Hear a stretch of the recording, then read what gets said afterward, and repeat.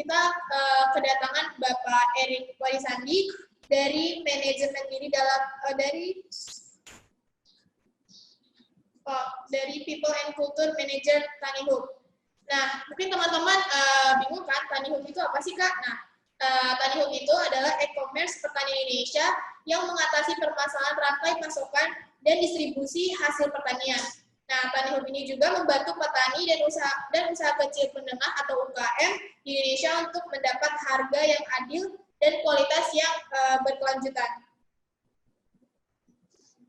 Nah, untuk ini langsung saja kepada Bapak Erik Warisandi, kami persilahkan. Halo, selamat pagi, selamat siang buat teman-teman SOS dari Aceh sampai mana nih paling jauh nih, Papua atau Flores. Tak kenal maka tak sayang ya katanya. Jadi saya mau sedikit perkenalan diri. Oke, boleh panggil saya Mas, boleh panggil saya Kakak, boleh panggil saya Om juga. Kenapa Om? Karena di kantor kalau cowok dipanggilnya Om. Oke. Kenalkan, nama saya Erik Warisandi. Saya sebagai manajer dari People and Culture atau bisa disebut sebagai HRD atau SDM atau personalia. Oke, cerita sedikit tentang pengalaman saya. Saya mulai berkarir tahun 2009, saat itu masih kuliah. Saya sebagai konsultan independen atau jadi konsultan khususnya di bidang SDM selama kurang lebih 2 tahun. Sebelum juga waktu kuliah juga saya aktif di yayasan-yayasan terkait dengan pengembangan diri anak-anak di DKI Jakarta. Lanjut setelah 2 tahun saya sebagai konsultan, saya pindah ke Carrefour Indonesia Retail, sekarang namanya Transmart. Saya mulai karir saya sebagai profesional di situ, sebagai HRD officer. Lalu nggak lama saya pindah ke Gerahalaya Prima, atau mungkin di beberapa kota dikenal dengan nama CGV atau Blitz Megaplex atau Blitz. Saya di situ kurang lebih 4 tahun. Lalu saya pindah ke anak perusahaannya Angkasa Pura II. Seperti kalian tahu, Angkasa Pura II itu BUMN yang mengelola airport di Indonesia. Nah, saya membangun Angkasa Pura Cargo, anak perusahaannya yang bergerak di bidang logistik. Saya di sana kurang lebih selama 2 tahun. Area yang saya kelola dari Aceh sampai ke Pontianak. Lalu bergeser lagi di karir saya terakhir saat ini, saya bekerja di Tanihub Group. Nah, tadi sudah sedikit dijelaskan ya, apa itu Tanihub Group, mungkin bisa di next.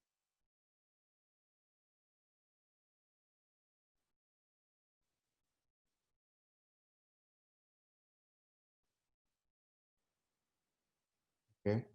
Kurang lebih gambaran seperti ini. Tanihub Group itu menaungi 3 perusahaan. Ada Tanihub, ada Tanifund, ada Tani Supply.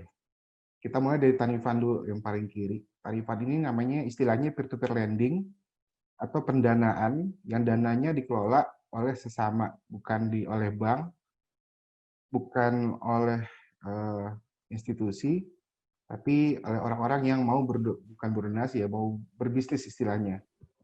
Kita nggak bisa nyebutnya sebagai investasi, cuma ya anggap aja menabung di bank, tapi uangnya itu dikelola untuk pendanaan pertanian, kurang lebih seperti itu.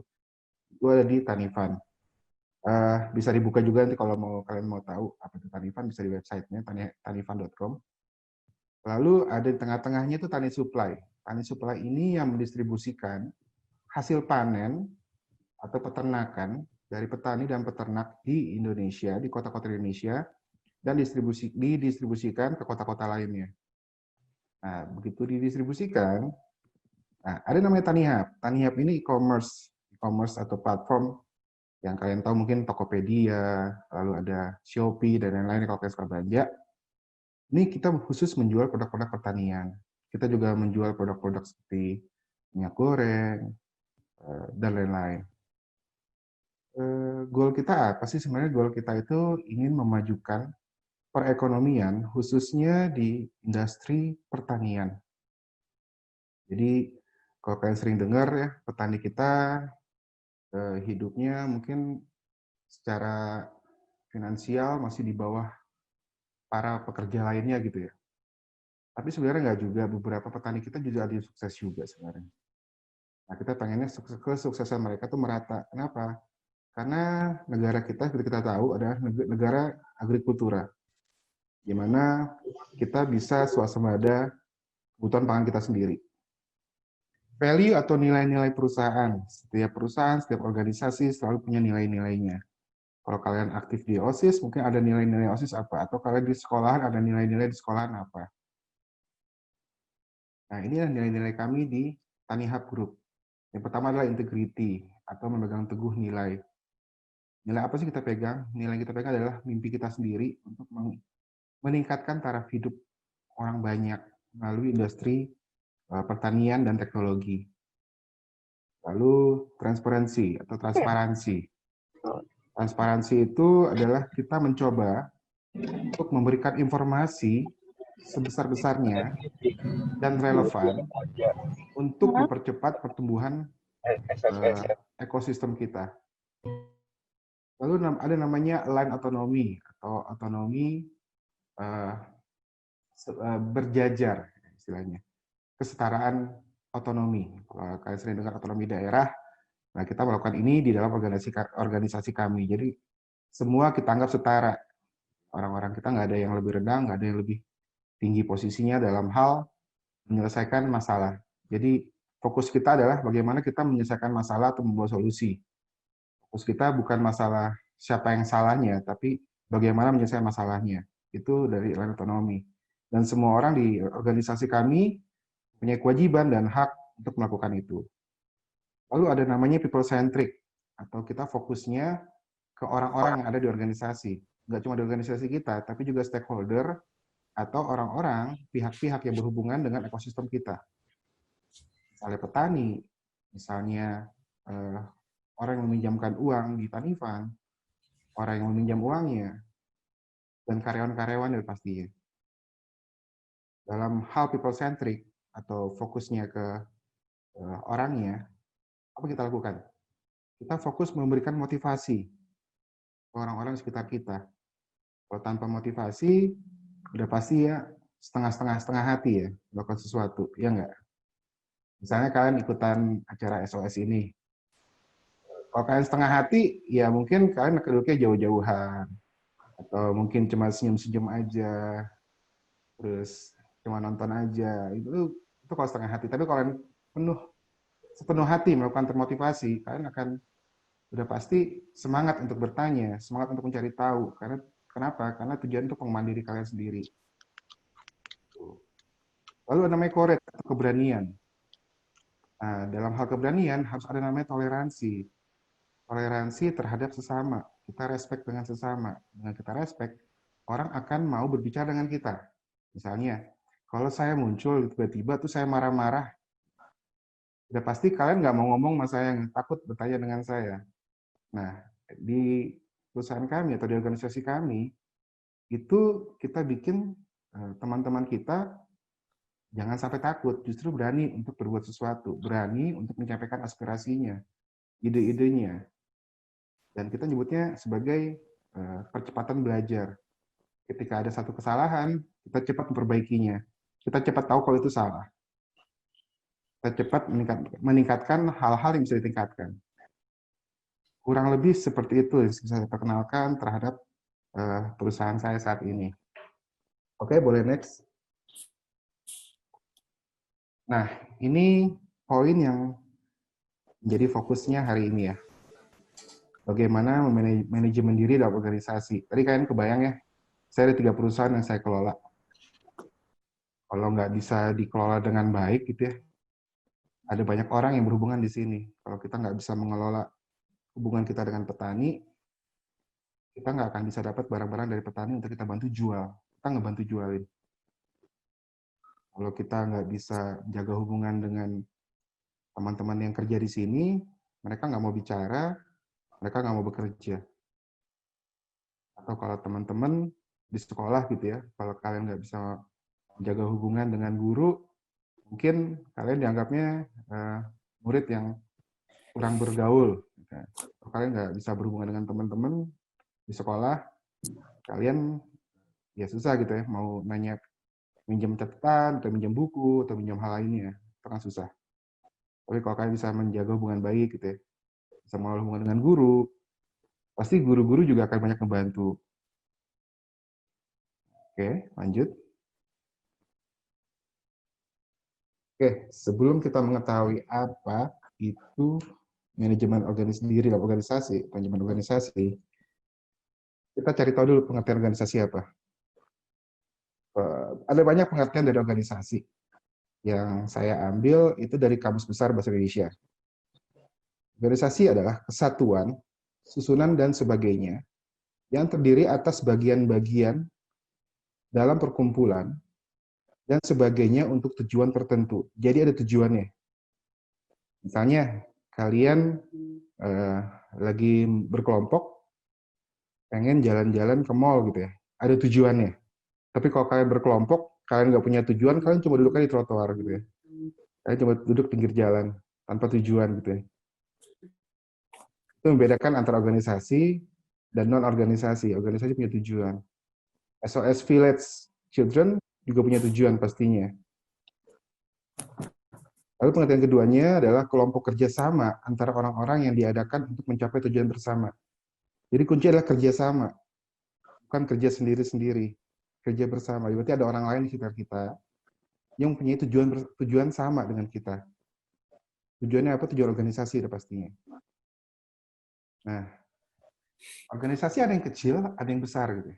Organisasi ada terdiri cuma dari minimal 2 orang, gitu ya, dan tidak terbatas.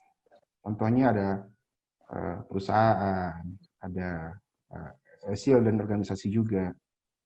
Lalu ya, di sekolah ada OSIS, gitu ya. Lalu ada klub sepak bola, itu organisasi. Mereka punya tujuan bersama. Contohnya klub sepak bola, tujuannya apa sih? Ya mungkin kalau di sekolah tujuannya adalah untuk mendapatkan piala, misalnya piala provinsi, piala kabupaten, dan lain-lain. Nah, biar tercapai tujuan di organisasi, nanti seperti kita baca ya, bahwa organisasi itu memiliki tujuan. Biar tujuan tercapai, ada 2 hal yang harus dimiliki oleh organisasi. Yang pertama, partisipasi aktif dari anggotanya. Yang kedua, ada kepengurusannya. Jadi kalau nggak ada pengurusnya, ya organisasi itu diam-diam aja gitu. Nggak akan tercapai tujuannya. Nah, jangan dilewat dulu, Mas. Terkait partisipasi aktif.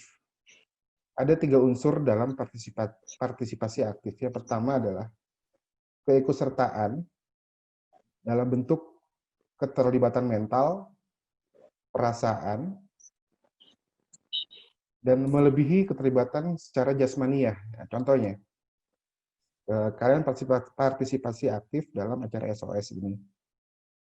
Kalau kalian hanya keterlibatan secara jasmani, kalian hanya duduk di depan layar. Gitu ya. Tapi kalau kalian partisipasi aktif, secara mental, secara perasaan kalian akan hadir di situ. Jadi kalian mikirin juga bahwa teman-teman NYC gitu ya udah membantu acara ini, mendukung acara ini, itu udah pasti berikan pengorbanan waktunya, usahanya, dan lain-lain. Nah, yang kedua daripada itu, ada yang minta PPT presentasi, boleh. Dari Ferry Heltawan. Silakan meminta ke teman-teman NYC ya. Unsur kedua adalah kesediaan memberi sesuatu dalam bentuk pengorbanan pastinya, secara sukarela.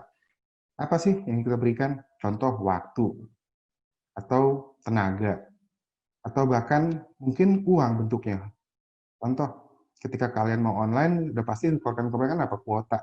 Kuota dalam bentuk kalian beli kuota, kalian pulsa, dan mungkin ada pekerjaan juga yang mungkin kalian tinggalkan sementara waktu untuk mengikuti acara ini. Tapi sifatnya sukarela, jadi nggak setengah hati. Kalau kalian setengah hati, berarti itu belum secara aktif kalian berpartisipasi. Yang ketiga adalah unsur tanggung jawab. Unsur tersebut merupakan segi yang menonjol dari rasa menjadi anggota. Jadi ada rasa sebenarnya rasa memiliki. Kalau kalian memiliki sesuatu, kalian pasti bertanggung jawab untuk bertanggung jawab terhadap barang tersebut. Misalnya kalian punya sepeda gitu ya. Kalau kalian nggak bertanggung jawab, kalian tahu di pinggir jalan dan sepedanya hilang gitu. Tapi kalau kalian bertanggung jawab, kalian akan jaga sepedanya, kalian cuci dulu sebelum masuk rumah, kalian tahu di rumah. Tahu kan tanggung jawab terhadap pekerjaan.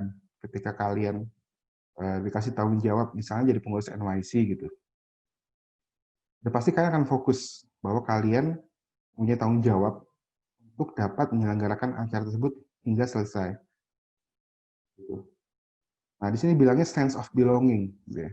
Belongingness, atau rasa memiliki sebenarnya. Kalau kalian nggak punya rasa memiliki tersebut, kalau tadi contohnya sepeda itu kalian nggak punya rasa memiliki, hilang ya udah hilang aja gitu. Tapi kalau kalian sayang banget sama sepedanya, kalau hilang pasti kan kalian kehilangan banget, kalian akan menyesal. Dalam organisasi pun seperti itu. Kalau kalian nggak punya rasa memiliki organisasinya, misalnya kalian ikutan tim sepak bola gitu ya. Kalau kalian nggak punya rasa memiliki, ya mau latihan juga jarang-jarang bolong-bolong. Menang kalah ya sudah. Tapi kalau kalian memiliki rasa memiliki, pasti kalian pengen membawa kemenangan terhadap klub tersebut. Oke, lanjut.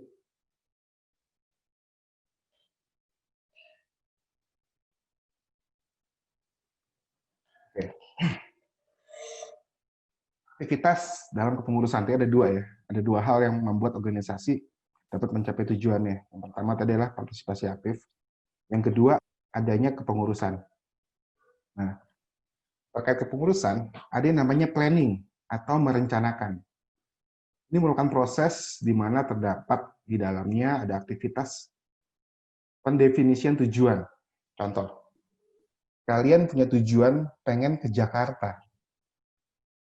Jakarta itu luas, atau ke Jawa Barat ya, Jawa Barat itu kan ada luas ya. Kalian bersama-sama dengan teman-teman gitu ya. Misalnya teman-teman di Aceh pengen ke Jakarta, atau ke Jawa Barat, sorry, ke Jawa Barat. Kalian semua berangkat, misah-misah. Sampai Jawa Barat, ada yang ke Bogor, ada yang ke Bandung, ada yang ke Sukabumi, nggak ketemu. Gitu ya. Tapi kalau kalian definisikan tujuannya jelas, Jawa Barat adalah kota Bandung, spesifik lagi, Bandung mana? Di kantor wali kota, ya kalian akan ketemu di sana. Tapi kalau kalian nggak spesifik tujuannya, pasti akan kalian nggak bisa mencapai tujuan bersama. Lalu ada namanya penetapan strategi. Strategi itu adalah bentuk bagaimana caranya, misalnya kalian mau ke Jawa Barat atau ke Bandung, bagaimana cara mencapai ke sana. Strategi nggak cuma satu, ada banyak cara. Ya.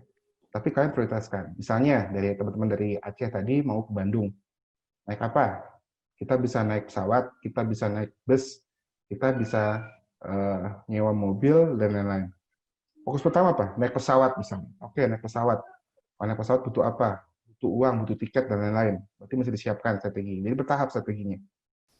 Dia dapat uang dari mana? Kalian bisa cari dana, kalian bisa minjam ke tempat yang bisa meminjamkan uang, dan lain-lain. Lalu ada namanya pengembangan perencanaan untuk mengkoordinasikan kegiatan dalam organisasi. Jadi ketika kalian punya rencana, pasti kalian nggak cuma sampai situ doang. Misalnya kalian mau ke Bandung. Nah, ada kelanjutan dari pengembangan perencanaan tersebut. Ketika di Bandung, kalian ngapain? Sampai Bandung, kalian nggak punya rencana apa-apa, ya kalian pelangap-pelongo di Bandung. Ngapain di situ ya? Kalian nggak punya rencana untuk pulang juga ternyata. Karena perencanaan kalian hanya selesai untuk sampai ke Bandung. Kalian mau pulang ke Aceh, jadi nggak punya dana, karena belum direncanakan dananya. Jadi kalau kita kan merencanakan sesuatu, harus sampai selesai, dan sejelas mungkin. Lalu yang kedua, organizing atau menata. Apa itu menata? Menentukan tugas apa yang harus dilakukan, siapa yang melakukannya, pengelompokan tugasnya, juga menentukan garis koordinasi, siapa yang melapor ke siapa, dan pada saat kapan keputusan tersebut harus dibuat. Misalnya, tadi tidak ada teman-teman di Bali. Teman-teman di Bali mau ke Jakarta. Mau ke Jakarta mana? Mau ke Monas gitu ya. Kalian bersepuluh. Tadi ada perencanaannya butuh apa aja sih, butuh dana dan lain-lain. Tanyanya siapa yang ngurus dana, siapa yang beli tiket, siapa yang nyewa hotel misalnya, cari hotel di sana. Kalian bagi-bagi tugas di situ. Lalu siapa yang melakukannya? Lalu kan pengelompokan. Mungkin kalian nggak bisa ngerjain sendiri-sendiri, harus minimal berdua-berdua. Dari 10 tersebut kalian bagi 5. Jadi dua-dua ya. 2 orang bantu mencari dana, 2 orang bantu nyari tiket, dan lain-lain. Lalu menentukan garis koordinasi. Kalian tadi bagi kelompok, bagi 5. Kalau kalian nggak bisa berkoordinasi, ya kalian nggak tahu siapa koordinasi ke siapa. Misalkan udah beli tiket, tapi kan nggak ngabarin teman yang lain. Ya. Atau kalau udah pesan tiket, kalian mau ngabarin ke teman-teman yang mencari dana. Nah, tiketnya udah dipesan tapi belum dibayar. Kapan harus dibayar? harus ada orang yang menjadi penentu kapan itu dibayarkan. Atau jadi berangkat apa enggak, berangkatnya kapan, harus ada orang yang mengambil keputusan tersebut. Misalnya kalau dananya belum cukup, tapi kalian berangkat tiba-tiba gitu ya, tanpa koordinasi, terus nggak ada yang mengambil keputusan juga, atau salah kalian mengambil keputusan, ya kalian mungkin nggak akan sampai ke Jakarta atau ke Monas tersebut. Terus tengah jalan, ongkosnya sudah habis. Lalu ada peran namanya memimpin, leading gitu ya. Di dalamnya mencakup bagaimana memotivasi anggota atau tim, bagaimana mengarahkan orang lain, bagaimana menentukan saluran komunikasi yang efektif dan menyelesaikan konflik. Misal, tadi seperti saya bilang, kalau motivasi yang nggak ada, akan susah setengah hati. Kalau teman-teman tadi yang mencari dana, kalau nggak punya motivasi, ya ada nggak ada ya sudah gitu. Karena nggak ada motivasi, berarti kalau nggak ada ya nggak jalan. Tapi kalau kalian punya motivasi, kalian akan dengan sepenuh tenaga kalian, sepenuh waktu kalian, sepenuh hati kalian untuk mencari dana itu kemanapun berada. Lalu ada fungsi mengarahkan. Kalau teman-temannya belum pernah beli tiket, tapi kalian tahu gitu ya, kalian mengarahkannya dia. Kalau mau beli tiket, buka aja misalnya ke tiket.com gitu ya, misalnya, atau misal ke travel. Travelnya di mana? Travelnya ada di, misal kalau lagi kalian di Bali, ada di Kuta, cari aja. Oke, diarahkan ya, karena dia nggak tahu. Nah, tapi untuk menjadi pemimpin ini harus ada kesepakatan siapa pemimpin. Misalkan bersepuluh, kalian nggak sepakat kalau A yang memimpin, gitu ya. Ya kalian nggak akan susah nantinya gitu, karena masing-masing kayak punya arahnya sendiri, punya pemikiran sendiri. Tapi kalau kalian sepakat A yang memimpin, A bilang apa, kalian akan jalankan, akan lebih mudah tugasnya. Lalu menentukan saluran komunikasi yang efektif. Nah, misalnya lebih mudah mana sih? Via WhatsApp atau kirim surat atau email gitu ya, ngirim email. Nah, kalau kalian salah pilih gitu ya, simple, teman kalian lagi nyari tiket di travel, ada harga gitu ya. Misalnya pesawat ada Lion, ada Garuda, ada AirAsia misalnya. Kalau ke Jakarta paling murah adalah Lion, paling mahal itu Garuda. Kalian pengen menyampaikan, tapi kalau kalian salah menyampaikannya, kalian menyampaikannya bukan ke pemimpin, kalian menyampaikannya ke tim yang lain, misalnya tim dana, mungkin akan lebih lama ambil keputusannya. Tapi kalau misalnya, atau mungkin salah saluran gitu ya. Kalian mau komunikasikannya via email gitu ya. Sedangkan kalian butuh keputusan cepat.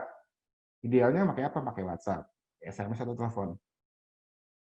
Jadi dalam menentukan sesuatu itu ada fungsi atau peran dari kepemimpinan.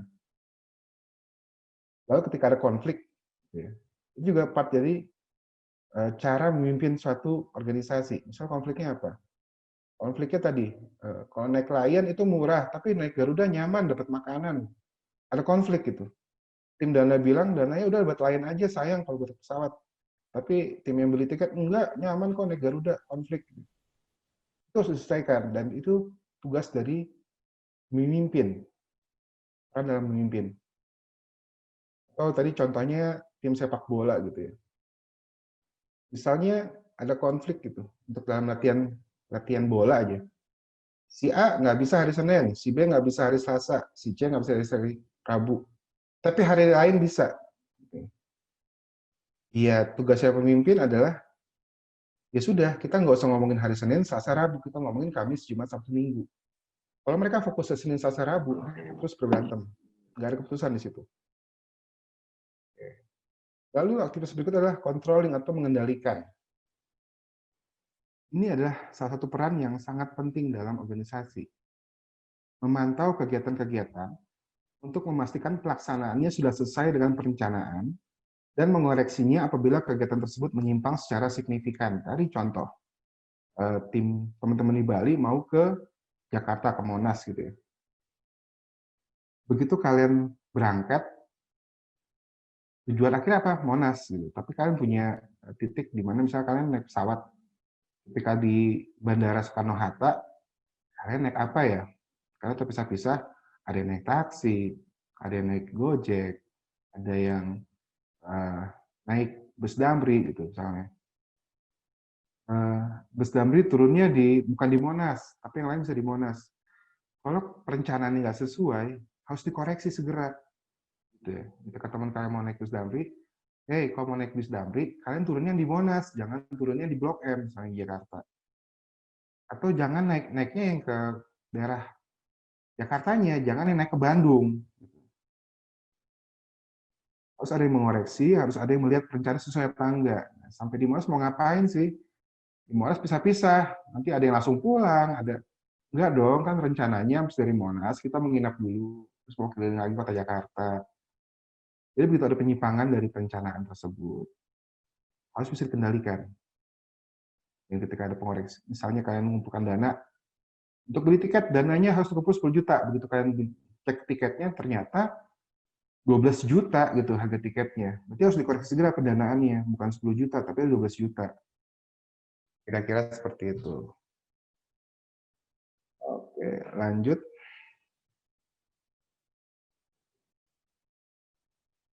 Nah, ketika kalian berorganisasi, ada 3 hal yang akan kalian pelajari. Yang pertama adalah technical skill atau keterampilan teknis. Ini adalah kemampuan untuk mengaplikasikan pengetahuan atau keahlian khusus. Contoh, tadi ada tim sepak bola gitu ya. Ketika kalian belajar di tim sepak bola tersebut, mungkin kalian bisa bermain sepak bola sebelumnya, tanpa harus masuk ke tim sepak bola atau klub sepak bola. Tapi ketika kalian ada di tim sepak bola, ada namanya pelatih atau coach yang punya pengetahuan luar biasa. Dia punya pengetahuan tentang strategi, dia punya pengetahuan tentang bagaimana sih stamina yang baik seperti apa, pelatihannya seperti apa, stretching yang baik seperti apa. Kalau kalian nggak tahu stretching yang baik, bisa aja kalian kram lagi main sepak bola, kalian keseleo dan lain-lain. Ketika kalian keseleo, kalian nggak tahu cara ngobatinnya gimana dalam waktu cepat. Nah, tapi ketika kalian berorganisasi, kalian akan mempunyai keahlian tersebut. Atau tadi kalian memiliki perencanaan untuk ke Jakarta gitu ya. Kalian di sesi dana, kalian jadi tahu bahwa ada namanya skill mengelola keuangan. Kalau kalian butuh dana 12 juta, harusnya dana yang terkumpul berapa? Apakah 12 juta? Atau lebih dari itu? Orang yang tahu cara mengelola dana, dia akan mencari dana di atas itu. Sudah pasti di atasnya. Minimal 20% di atasnya, 10% di atasnya. Namanya human skill atau keterampilan sosial. Kenapa saya mengartikannya sebagai keterampilan sosial? Karena pada dasarnya manusia adalah makhluk sosial. Jadi saya mengartikannya sebagai keterampilan sosial. Apa itu keterampilan sosial? Kemampuan untuk bekerja, memahami, dan memotivasi orang lain, baik secara individu maupun kelompok. Nah, kemampuan bekerja itu dasarnya. Ketika kalian nggak punya kemampuan untuk bekerja, kalian akan sulit diterima di masyarakat nantinya. Misalnya nih, kalian terbiasa mencuci piring sendiri, minimal gitu ya. Ketika kalian melamar diri di restoran, kalian punya pengalaman minimal, oh saya tahu nih cara mencuci piring yang baik seperti apa. Tapi kalau kalian nggak terbiasa mencuci piring, kalian dikasih suruh mencuci piring, 10 piring kotor, mungkin bisa selesai setengah jam atau 20 menit gitu ya. Sedangkan orang yang bisa mencuci piring, kurang dari 30 detik, piring harus bisa selesai. Kalian bisa bekerja di restoran. Atau kemampuan bekerja, misalnya mengelola tadi ya, mengelola keuangan. Kalian punya keterampilan dasar sebagai admin misalnya. Kalian bisa melamar kerja sebagai admin. Kalian punya pengalaman bagaimana mengelola keuangan atau laporan keuangan menggunakan Excel. Kalau kalian nggak punya pengalaman tersebut, kalian jadi admin, kalian akan belajar lebih lama. Belum tentu orang tersebut di kantor tersebut, misalkan keterima, mau mengajarin. Itu kan susah. Tapi kalau kalian punya kemampuan dasarnya, kalian akan lebih cepat untuk berkembang. Lalu memahami. Memahami adalah yang saya pelajari ya, ada 6 tahap dalam belajar. Yang pertama, menghafal, baru hafal doang. Yang kedua, memahami. Yang ketiga, itu mengaplikasikan. Yang keempat, understanding. Analisa, menganalisa, kemampuan menganalisa. Yang kelima, kemampuan untuk mengevaluasi. Yang keenam, itu kemampuan untuk membuat sesuatu yang baru berdasarkan hasil evaluasi tersebut. Misalnya, kalian sudah menyelesaikan proyek perjalanan ke Jakarta. Next project-nya kalian mau perjalanan dari Bali ke Papua gitu ya. Kalian punya pengalaman sebelumnya. bisa mengembangkan diri, kira-kira part di mana sih untuk dikembangkan. Daripada kalian yang belum pernah punya pengalaman melakukan perjalanan, akan susah, gitu ya. Mulai lagi dari nol. Lalu ada namanya conceptual skill, atau keterampilan berpikir. Ya, Mas, gitu ya. Ya, Kak, masa mikir aja harus punya keterampilan sih? Ya, semua orang diciptakan punya otak ya masing-masing, gitu. Tapi kemampuan untuk berpikir itu akan berbeda-beda setiap orang. Entah karena dari unsur gennya, kalau unsur dari gen, ya kita nggak bisa gimana-gimana ya. Mungkin ada orang yang terakhir udah pintar dari sananya, saya punya teman gitu ya, dia kerjanya main ya, tapi begitu ulangan kok dapat 10 mulu gitu ya, mulai 100 mulu. Tapi kalian udah belajar mati-matian gitu ya, 24 jam belajar, ulangan ya udah mentok, paling bagus 60 gitu ya. Tapi teman yang nggak belajar ini bisa 100, nah itu karena dari gen biasanya. Nah, tapi bukan berarti kemampuan tersebut nggak bisa ditingkatkan, ada caranya. Di sini pengertian konseptual skill adalah kemampuan mental untuk menganalisa dan mendiagnosa situasi yang kompleks. Nah, kalau tadi saya bilang ada 6 tahap dalam belajar, menganalisa itu adalah level 4 ya, dan lumayan tinggi kemampuan menganalisa. Misalnya, kemampuan menganalisa keuangan. Kalau tadi kalian ada seksi dana, kalian bisa menganalisa kekurangan dananya berapa. Dasarnya apa? Dasarnya dari data yang ada kalian pegang. Kalian habisnya di mana sih? Ternyata dari harga tiketnya ada selisih dari perencanaan. Atau ternyata uang makannya belum dimasukin. Kalian ke sana nggak punya uang makan di TMP Jakarta. Atau kalian beli tiket hotelnya berbeda dari yang direncanakan. Ini adalah dasar-dasar berorganisasi. Jadi kalau kalian berorganisasi, minimal ada 3 hal ini yang akan kalian kuasain. Nah, sekian aja sih presentasi dari saya. Silakan lanjut pertanyaan. Tia dari Flores. Oke. Oke. Sebelumnya, terima kasih atas kesempatan yang diberikan kepada saya. Nama saya Lucia Lere, biasa dipanggil Lucia. Saya akan bertanya. Tadi kan pembahasan mengenai organisasi. Di sini, dalam melakukan organisasi pasti ada kendalanya. Seperti yang dilakukan di perusahaan, yaitu apa tadi? Ada tanhap, tanfan, dan tansepli. Itu pasti ada tantangan atau hambatan dalam menjalankan organisasi tersebut. Karena tidak mungkin di setiap perusahaan itu pemasukan itu semuanya itu sama atau berjalan dengan mulus. Apa saja tantangannya atau serta bagaimana cara melakukannya. Oke, terima kasih. Tadi mungkin secara garis besar masalah apa sih atau hambatan apa yang dihadapi oleh 3 perusahaan kita gitu ya. Yang pertama udah pasti pendanaan. Kita butuh dana ketika kita memulai satu usaha. Dananya nggak sedikit. Kalau boleh saya share sedikit, TaniHub itu awalnya TaniHub, baru ada TaniHub, baru muncul TaniFund, baru muncul TaniSupply. TaniHub itu awal dari mimpi seorang anak kuliahan, namanya Mas Mike. Dia pengen ngebantu petani. Gara-gara dulu ada petani tomat di daerah, saya lupa di Sukabumi atau di mana, atau di Garut saya lupa. Itu harga produksi mereka memproduksi tomat itu lebih tinggi daripada harga jual di pasar. Kalian kebayang ketika kalian mau nanam tomat, kalian mengeluarkan uang 10 juta untuk menghasilkan anggap aja 10 ton tomat. Tapi di pasaran harga 10 ton tomat adalah 2 juta. Kalian kebayang pusingnya gimana jadi petani? Udah nyari dananya setengah mati, sampai minjem mungkin ya. Minjem ke tengkulak atau dan lain-lain. Yang kita pengen bantu adalah kita bantu jualkan produk mereka dengan harga yang pantas dan layak. Tapi namanya mimpi, apalagi dari anak muda gitu ya, akan susah menjualnya untuk mencari dana. Akhirnya kita datang, ketok-ketok pintu, nyari namanya investor.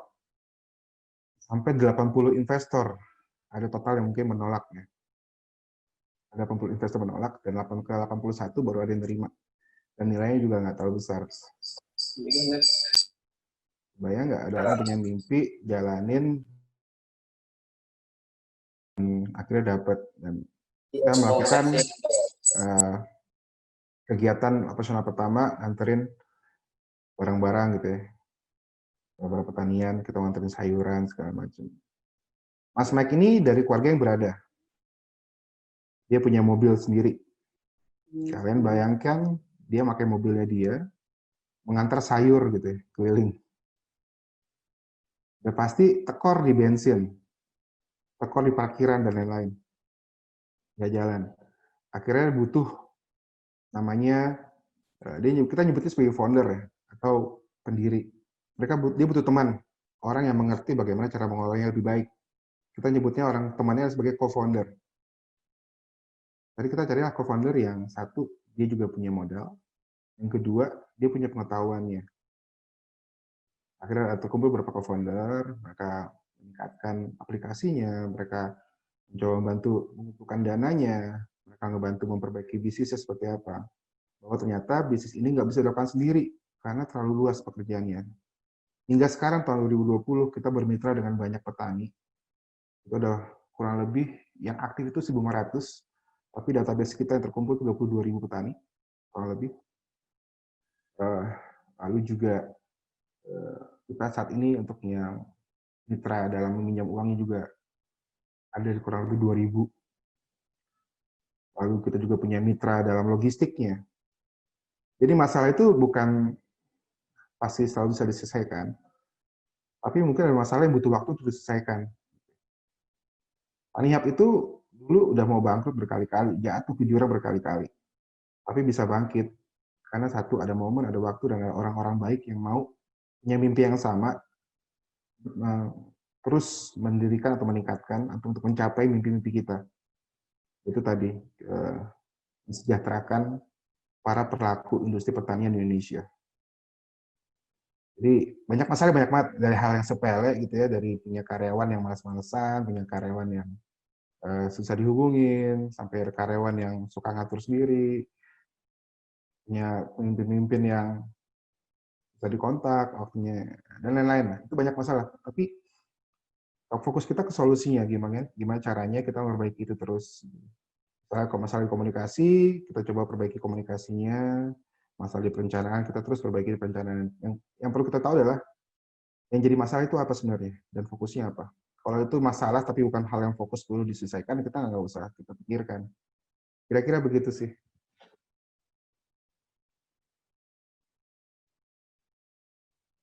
Ada lagi? Tolong dicatat ya siapa aja yang nanya. Sama saya minta nomor teleponnya nanti. Mereka, saya mau ngasih giveaway gitu ya. Atau kata YouTuber atau kata selebgram ada giveaway-nya gitu ya. Jadi orang-orang yang bertanya yang terbaik, saya mau kasih giveaway. Ada lagi?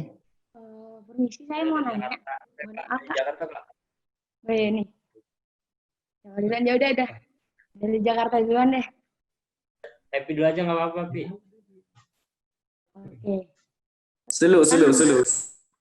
Perkenalkan, nama saya Happy dari Yogyakarta. Terima kasih Kak Erik atas materinya yang sangat bau sekali. Saya ada 2 pertanyaan nih Kak.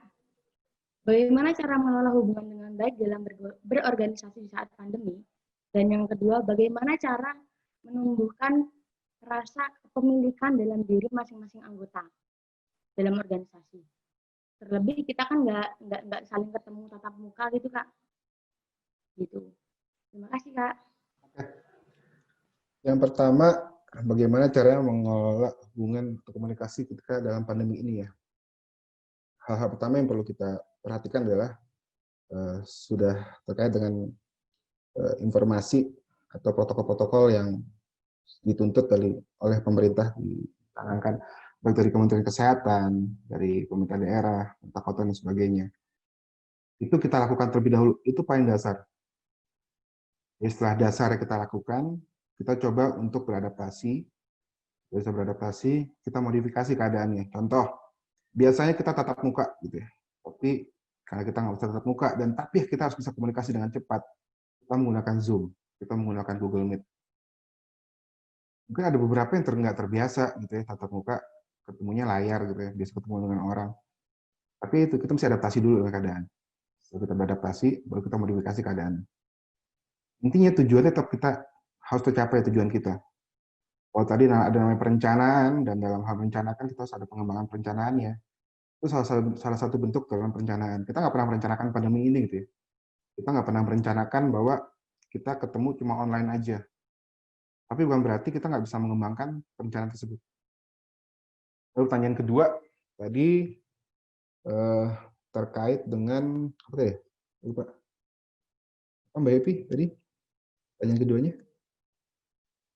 Bagaimana cara menumbuhkan rasa Oh, kepemilikan? rasa kepemilikan. Oke. Iya. Yang pertama adalah, mungkin ini sedikit berbeda ya, antara orang yang memulai di awal sama orang yang mengikuti.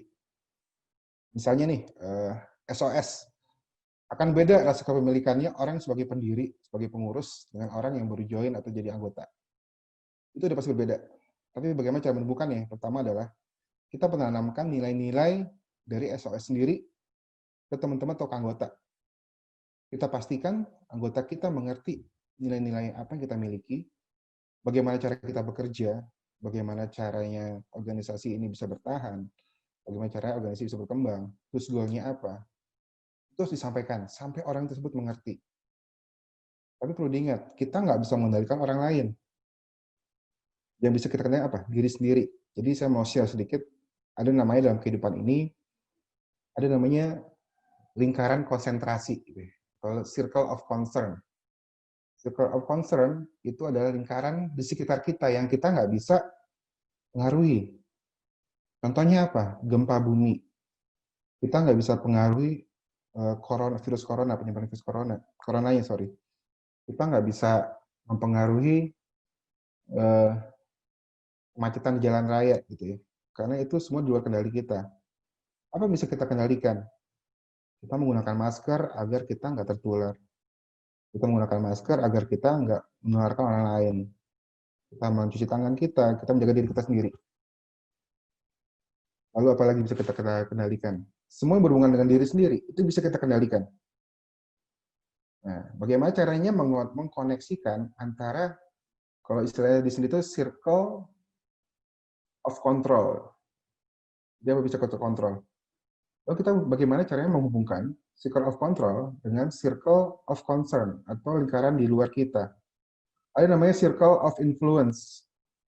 Itu jembatan antara apa yang bisa kita kontrol dengan apa yang tidak bisa kita kontrol. Contoh, kita menggunakan masker, itu kita bisa kontrol. Dampaknya apa? Influence-nya. Kita membantu mengendalikan penyebaran virus, gitu ya. Terus misalnya kita apa yang bisa kita kendalikan dalam bekerja? Ya, dari kita sendiri kita bisa mungkin mengisi kuota kita mengurangi penggunaan kuota yang mungkin nggak less important, gitu ya, atau bukan prioritas. Misalnya kuota yang bisa kita pakai untuk melakukan meeting ini, kita pakai untuk nonton YouTube, kita bisa-bisa. Itu bisa kita kontrol sebenarnya. Dampaknya apa, gitu ya? Dampaknya acara ini bisa berjalan dengan baik. Kenapa? Karena kita punya kuota yang cukup untuk melakukan acara ini. Bagaimana caranya sih itu bisa menjadi meningkatkan sense of belonging atau rasa kami miliki? Ya kita pastikan orang tersebut memahami dulu. Ketika memahami, akan ada nilai-nilai. Organisasi punya nilai, orang tersebut punya nilai. Kalau ada jembatannya, mungkin akan terhubung. Tapi kalau nggak punya jembatannya, gitu, nggak ada jembatannya, atau nggak ada irisannya, akan susah. Kurang lebih seperti itu. Oke, aku mau nanya dong. Jakarta. Saya Kak, Jenma dari Jakarta, Kak, mau nanya. Ya. Bagaimana cara kita menyikapi teman-teman yang dalam berpartisipasi itu setengah hati? Contohnya seperti dalam organisasi di SOS, ada teman-teman yang berpartisipasinya itu benar-benar semangat, dan juga ada juga yang setengah hati seperti itu. Bagaimana cara motivasinya ya, gitu ya. Yang pasti kalian harus share sih ke mereka. Kenapa kalian punya motivasi? Nah, jadi kalian istilahnya apa ya bahasa Indonesia-nya? Ada namanya vibe positif gitu ya, atau sifat positif dari kalian yang bisa kalian tularkan. Percaya nggak kalau kalian ketawa itu bisa menular. Contoh sama kayak menguap. Kalian lagi mengantuk gitu, wah gitu ya. Orang bisa tertular. Jadi banyak hal-hal yang sebenarnya itu bisa ketularkan. Salah satu adalah pola pikir positif, semangat positif, energi positif. Kalian tunjukkan betapa menariknya, betapa antusiasnya acara SOS ini. Secara nggak langsung sebenarnya kalian bisa nularin. Tapi memang ada beberapa orang yang susah tertular gitu ya. Balik lagi ke masing-masing orang mempunyai kemampuan berpikir berbeda. Kalian punya pemikiran yang mungkin lebih baik dari mereka, bahwa dengan mengikuti ini membantu pengembangan diri saya. Kalian tahu bahwa nantinya akan ketika saya masuk dunia kerja, saya punya pengalaman, saya punya minimal saya punya pengalaman pernah tatap muka gitu ya, secara online berbicara langsung dengan manajer HRD gitu ya di sini. Gitu. Ada yang mungkin di sini nggak mengambil kesempatan tersebut gitu ya. Ketika dia nanti interview dengan orang HRD, dia seakan-akan nggak punya pengalaman gitu. Kalau kalian minimal punya keberanian untuk berbicara, punya keberanian untuk bertanya, presentasikan diri, itu jadi nilai lebih buat kalian. Nantinya begitu kalian bisa mengaplikasikannya, orang tersebut bakal bertanya-tanya, kok bisa sih gitu ya? Padahal kalian punya kesempatan yang sama. Mungkin saat ini nggak semua orang bisa kalian motivasi gitu ya. Yang pasti kalian mulai dari diri kalian sendiri.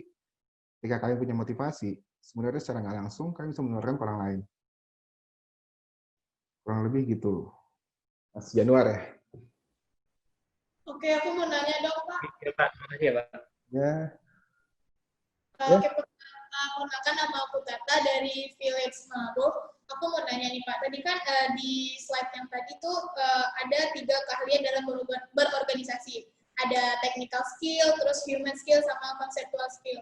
Nah, kadang kan ketiga-tiga itu suka nggak seimbang kan. Nah, aku mau nanya nih, bagaimana cara kita memanage keahlian yang ketiga tuh? Kadang-kadang kan suka technical sama human skill nih kadang nggak seimbang. Kasih Pak. Oke. Yang pertama adalah jam terbang. Semakin kalian sering mengikuti kegiatan tersebut organisasi, semakin terasah kalian secara nggak langsung. Yang kedua, kalian butuh namanya mentor. Seperti tadi saya bilang gitu ya, kalau kalian ada klub sepak bola, tapi sebenarnya kalian bisa main bola gitu ya, karena dari kecil terbiasa main bola gitu ya. Ketika kalian masuk ke tim sepak bola, ada namanya pelatih atau coach. Orang inilah yang tugasnya nanti mengembangkan potensi kalian. Kalau misalkan ikutan OSIS gitu ya, ada pembina OSIS. Entah itu senior kalian, entah itu gurunya, itu orang-orang yang bisa membantu pengembangan diri kalian. Itu yang membedakan organisasi dengan non-organisasi. Organisasi yang baik, ada orang-orang yang mengerti bagaimana cara mengembangkan orang lain. Kalau tadi Januar bilang bagaimana cara motivasi, ada coach yang bisa, ada pelatih yang bisa membantu memotivasi tersebut. Oke, terima kasih Pak. Sama-sama, Sarah. Halo, saya mau bertanya, Pak. Ya, banyak yang nanya ya, luar biasa. Oke. Selamat pagi, saya dari FSP Mbawen. Mau bertanya mengenai bagaimana cara agar hasil produksi panennya itu tetap stabil. Kan biasanya kalau di pertanian itu juga tergantung sama cuaca. Terima kasih. Oke.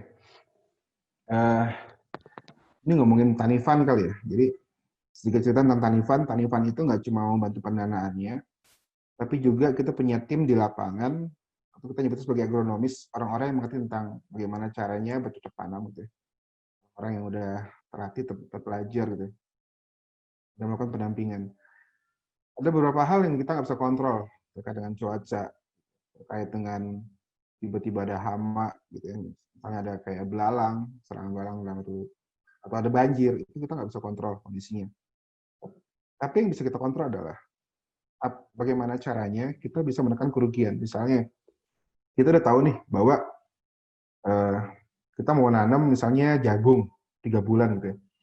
Bulan kedua, itu kita lihat bahwa kita akan gagal panen karena nggak ada perairan yang cukup di situ.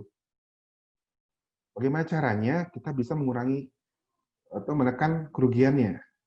Kita punya waktu, kita mencoba untuk pengembangan perencanaan. Kalau kita tahu jagung tersebut nggak akan tumbuh dengan baik, nggak akan panen dengan baik, dan waktu sebulan tersisa, kita membuat diversifikasi produk lainnya. Misalnya karena itu kurang, kalau jagung tuh nggak terlalu butuh banyak air sebenarnya. Misalnya nanam padi itu butuh banyak air. Kita rubah dari nanam padi menjadi nanam jagung. Ya, mungkin waktu akan mundur sedikit, tapi seenggaknya kita dapat menekan kos kerugian. Dan kita coba kerugian tersebut jadi keuntungan. Gitu. Jadi memang nggak mudah gitu ya, karena perekonomian atau petani Indonesia ini banyak banget faktornya. Kalau kalian lihat buah-buah impor kok bagus-bagus gitu ya kondisinya. Karena mereka semua pertaniannya jatuhnya industri pertanian. Itu udah banyak teknologinya. Contoh nih kalau kalian beli pisang, ada namanya pisang Sunpride gitu ya, atau pisang Cavendish. Itu pisang bisa dibikin hijau sepanjang tahun atau nggak matang sepanjang tahun. Tapi kalau kalian mau konsumsi, dia bisa dibikin kuning dalam waktu 2-3 hari. Ada namanya etilen atau etinol, saya lupa namanya, untuk membuat pisang tersebut jadi matang. Itu contoh perindustrian atau pertanian industri. Sedangkan pertanian kita bangun adalah pertanian organik gitu ya. Organik itu berarti bahwa benar-benar petani, bukan satu organisasi, bukan satu institusi yang mengerjakan tentang perusahaan, tapi benar-benar petani sendiri yang bekerja. Jadi kita terus mengembangkan juga bahwa ada teknologi di luar, bagaimana caranya untuk membantu menekan kerugian atau membantu kesuksesan dari cocok tanaman. Misalnya ada bibit yang lebih baik daripada yang lain gitu. Misalnya kalau nanam padi ada bibit yang lebih bagus, lebih tahan dengan cuaca, kita akan menggunakan itu, menyarankan menggunakan itu. Atau penggunaan pupuknya juga. Atau misalnya kita mau ada peternakan lele gitu ya. Lele itu marginnya tipis, keuntungan tipis kalau dijual. Karena pakannya lumayan mahal. Nah, bagaimana cara untuk menekan harga pakan tersebut? Kita menggunakan pupuk organik, kita tebar misalnya ke kayak apa namanya, kolam ikannya, kolam lelenya, menanam pupuk, nanti kan muncul plankton. Plankton itu adalah makanan alami dari lele. Itu bisa menekan kos. Kira-kira begitu. Baik, terima kasih Kak Erik atas jawabannya. Sama-sama. Kak Erik, kalau misalnya nih, kita kan waktunya udah habis nih Kak. Ya. Kalau misalnya teman-teman mau tanya ke Kak Erik, kira-kira bisa menghubungi lewat mana nih Kak? Oke. Saya kasih jalur pribadi di sini, saya kasih email saya kirim di chat. Saya juga punya teman di SOS, namanya Kak Birgita. Wih. Saya tanya juga, kalau butuh nomor handphone saya bisa tanya ke dia. Oke Kak, siap. Terima kasih ya Kak. Mungkin Sama-sama.